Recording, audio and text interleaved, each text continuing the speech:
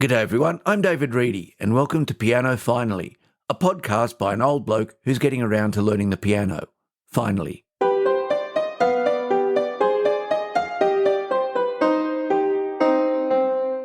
Welcome to episode 7. Thank you for joining me. If you have found this episode randomly, you can subscribe to the podcast on any of the popular podcast networks, including Apple Podcasts, Spotify, and iHeartRadio, or from your podcast player of choice. You can even leave reviews from there. The podcast is also available on YouTube, but it's still audio only. You can contact me by email, website, or text. The website is being upgraded. It's currently on Squarespace, but I'm experimenting with moving it to WordPress. You might notice that this week's episode sounds a little different to normal. That's because it's being recorded differently. I'm recording some of it, including this part, as normal at home, but I'll be recording some other parts while away in Queensland. Also, the recording at home is a week earlier than the other parts, and I'm using different equipment for the recording in Queensland. I didn't want to bring my whole studio set up, so this week is my Rode portable equipment. I hope you like the variety.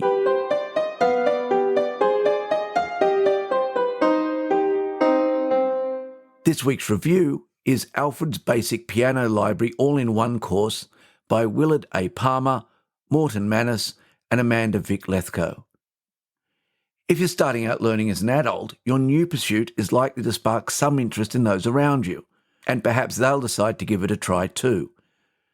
If they're adults, point them towards the resources I've been talking about, or towards the materials you're using yourself.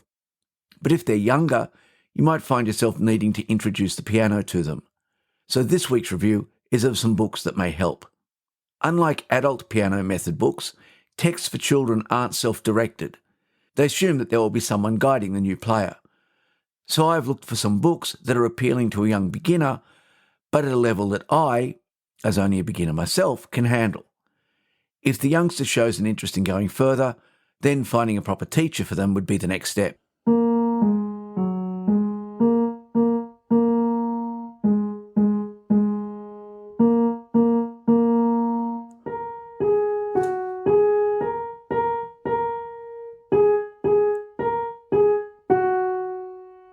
That's the first proper piece in the book. It's very simple for the learner. They've already covered finger numbers, and it's being played just with the left hand on the black keys between F and B. It even comes with a duet part for the teacher, so you could accompany the new learner, except for one thing. Because the tune has been made easy for the beginner, it is in B flat, so there are 6 flats in the key signature. You'd better practice before giving it a go. The book is quite comprehensive and more than enough to give a young beginner a decent taste of piano learning before turning them over to an experienced teacher. If you are already a good player yourself, there's probably about a year's worth of material if you want to teach them. So, that's the first book of Alfred's all-in-one course. There is a whole set more if you want to go further. I'd recommend having a look at them.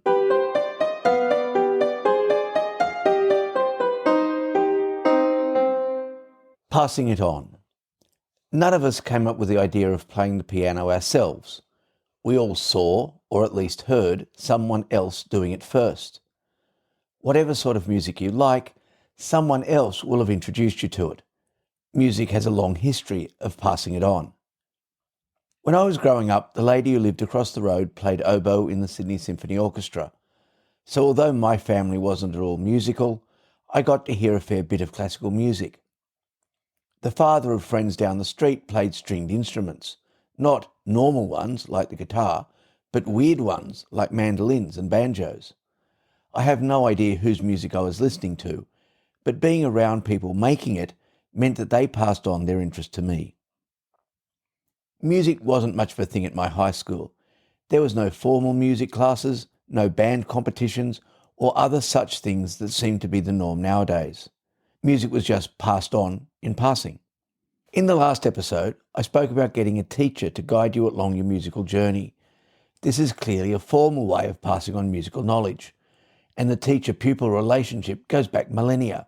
But it's a formal relationship and usually involves some commitment and motivation on both sides to make it happen. And that can be hard to organise, especially in today's busy world.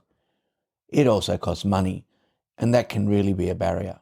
So it's up to us adults to do our bit to pass along our love of and interest in music to the next generations. How to do this? Make yourself available. One of my memories from when I was very young was visiting one of my parents' friends who had a stereo system, which was quite rare at the time.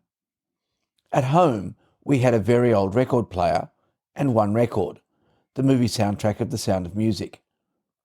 I remember sitting in the special chair and being played Prokofiev's Peter and the Wolf.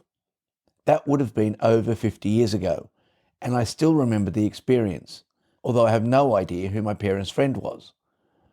Of course, I was around other music. My friend across the street had a portable record player and some Beatles 45s. I eventually got a cassette player and a copy of Jonathan Livingston's Seagull, but it was that early casual exposure to classical music that has stayed with me, though I still like lots of other music. Of course, there is a much more practical way to pass on playing music: hand-me-downs.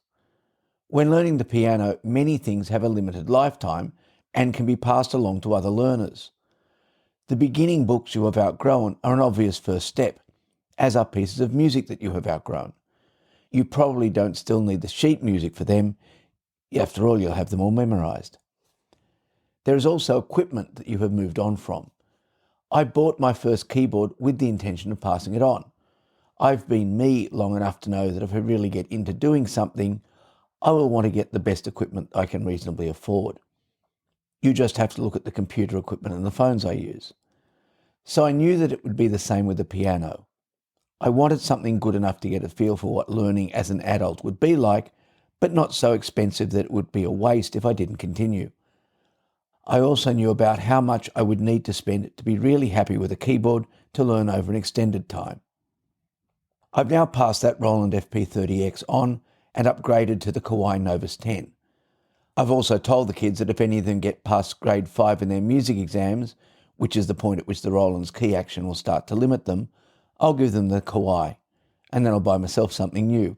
But that's a good 5 or 6 years away at the earliest, and the Kawai has a 12-year warranty. Passing on the keyboard has been fun. This is the first non-toy musical instrument the kids have had, and all of them have been giving it a go, even the 2-year-old. Whether this will be the start of one of them having a stellar musical career, I have no idea. But being able to be part of the long tradition of passing music down through the generations has been rewarding.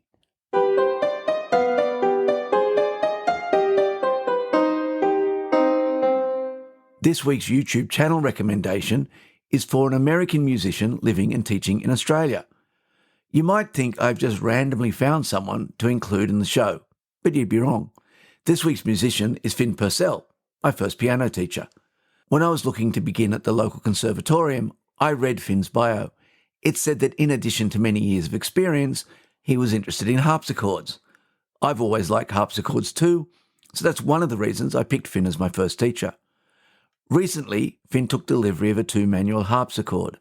He has put up videos of himself playing some pieces, and it sounds great. If things work out, I could see myself getting a harpsichord like this in the distant future. Finn also has videos of himself playing many classical piano pieces, and I'd thoroughly recommend visiting and subscribing to his channel. There's a link in the show notes.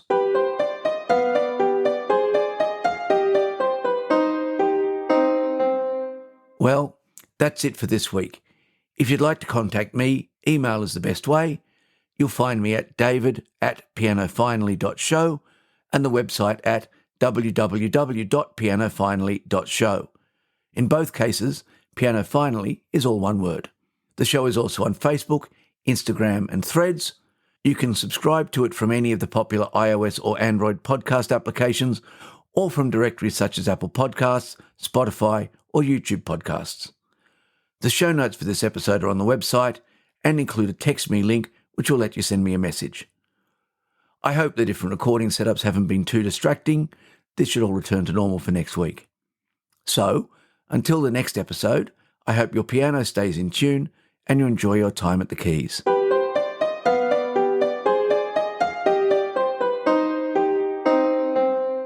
This week's practice was recorded on a different instrument than normal. As I'm up in Queensland, I recorded on the Roland FP30X I've handed over to Nixon, Halley and Ace. It has a very different feel to the Kawai, but it's still a nice instrument and was definitely a good choice as a starter.